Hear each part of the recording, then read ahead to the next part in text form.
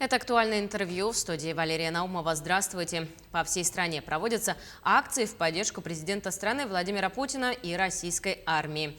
Трудовые коллективы почти месяц назад собрали 2 тонны гуманитарной помощи беженцам из ДНР и ЛНР. Что еще могут сделать простые жители страны, расскажет гостья студии Виктория Иванова, председатель молодежного совета Рескома образования Республики Саха-Якутия. Виктория Валерьевна, здравствуйте. Здравствуйте. Расскажите, как профсоюзы поддерживают проведение спецоперации?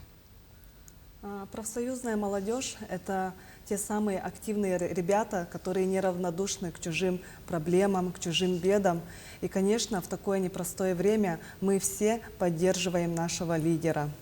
И если вот разными санкциями рассчитывали, наверное, внести раскол внутри страны, возможно, даже рассчитывали на какую-то гражданскую войну, да, то наоборот это дало обратный эффект, и мы все объединились в это время. Наверное, это заложено в нас на каком-то генном, генетическом уровне от наших бабушек, прадедушек, прабабушек. Как мы уже сказали, месяц назад якутяне собрали почти 2 тонны гуманитарной помощи для беженцев и ДНР и ЛНР. Расскажите, какую еще поддержку могут оказать жители республики? Мы, профсоюзы Якутии, всегда помогали, организовывая сборы вещей, продуктов, предметов быта. И, конечно, событиям, происходящим в ДНР, ЛНР, мы неравнодушны, все переживаем и готовы оказать всяческую поддержку. Также оказываем не только материальную, но и морально, поддерживая нашу армию, которая защищает сейчас нас. Мы снимаем разные видеоролики, флешмобы в поддержку за Россию.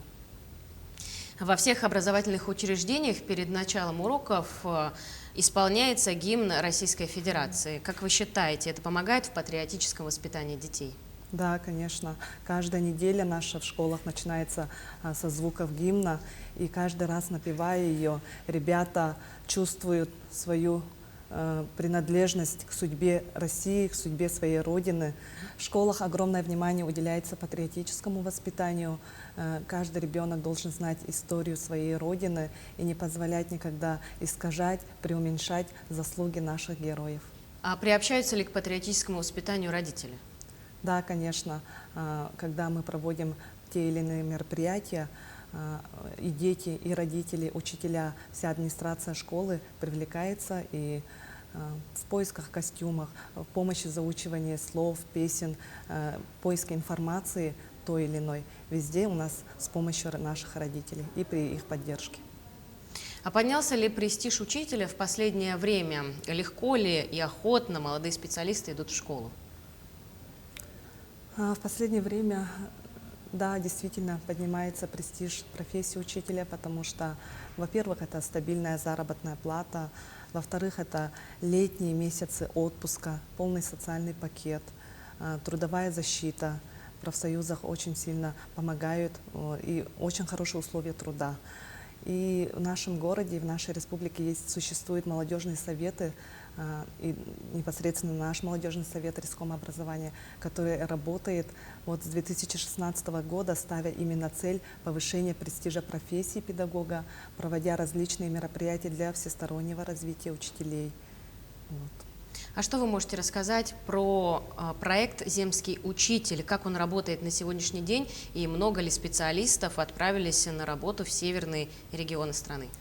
Проект «Земский учитель», мы считаем, что он замечательный, так уже хорошо начал работать как земский доктор. Заявок очень много. Прямо учителя проходят отбор, чтобы поехать, потому что это не маленькие деньги, и учителя, приехав туда, 5 лет отработав, возможно, и остаются там, уживаются, заводят семью. Это очень хороший проект на самом деле. Спасибо вам большое, Виктория Валерьевна, за то, что пришли и ответили на все наши вопросы. Благодарю вас. Спасибо. Спасибо. Ну, я напомню, что вы смотрели актуальное интервью. Всего доброго.